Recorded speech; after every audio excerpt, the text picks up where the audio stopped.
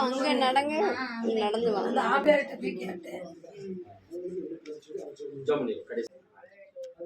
ஐயா ஜெபிப்பதற்கு முன்பாக ஐயாவோட நிலைமை இதான். நடக்கிறதுக்கு ரொம்ப கஷ்டப்பட்டாங்க. உள்ளே வர்றதுக்கும் சரி, எழும்புறதுக்கே ரொம்ப கஷ்டப்பட்டாங்க. சரி நடங்கன்னு சொன்ன அப்புறம் தான் கஷ்டப்பட்டு வெளியே வந்து ஒரு வாக் மாதிரி பண்ணிட்டு வந்தாங்க. ஐயா உங்க பேர் என்னையா? உங்க வயசு என்னையா? 70. சரி, உங்க உடம்புல என்ன பிரச்சனை இருந்தது?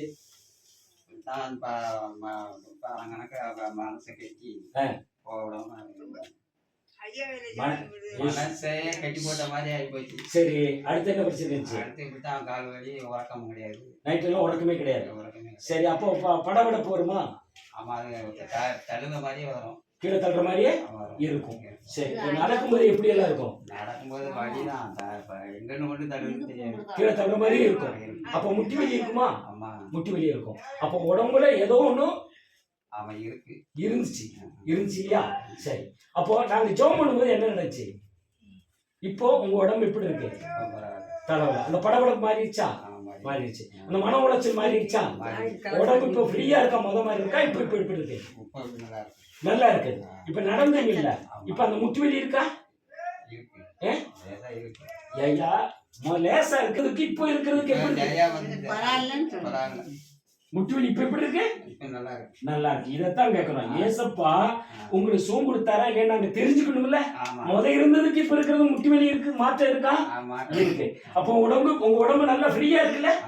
அந்த உடம்புல ஏதோ ஒண்ணு கீழே தள்ளுற மாதிரி இருந்துச்சுல, அந்த தள்ளுது மாதிரி இப்ப உங்களுக்கு இருக்குதா? இல்ல. அப்போ உங்க உடம்பை விட்டு ஏதோ ஒண்ணு வெளியே போனதுனாலதான் இயேசு உங்களை தொட போய் தான் அந்த உடம்புல அந்த தலை மன உளைச்சல் மாறிடுச்சு, படபடப்பு மாறிடுச்சு. இப்போ இல்ல. சரிதானே? அப்ப இயேசுதான் சோம் கொடுத்தாரு. நம்புறீங்களா? நம்புறீங்க? இப்படி கொடுங்க. ஏசப்பா எனக்கு சோம் கொடுத்ததுக்கு நன்றி, இன்னும் என்ன ஆசீர்வதிங்க. இயேசுவின் நாமத்தில் கேட்கிறேன் பிதாவே. ஆமென். பிதாவின் நாமத்தில் ஆண்டவரே, இந்த தகப்பனாருக்காக நம்மளுடைய சமூகத்தில் கடந்து வருகிறோம். நீ சிலுவையில் சின்ன ரத்தத்தால் கண்டித்து இருக்கு, முத்திரிட்டு பாதுகாத்துக் கொள்ளும். நீ நன்மையெல்லாம் நிரப்பும், நல்ல சரி சுக ஆரோக்கியத்தை கொடுத்து இது பாதுகாத்துக் கொள்ள அன்றைய கிருபை செய்யுங்க. உடைய ரட்சிப்பின் பாத்திரம் நாங்கள் வளர கிருபை செய்யுங்க. ஆசீர்வதிங்க. நாங்கள் பிதாவுக்கு பரிசுத்த நாமத்தில் ஆசீர்வதிச்சு ஜெபிக்கிறோம் நல்ல பிதாவே. ஆமென்.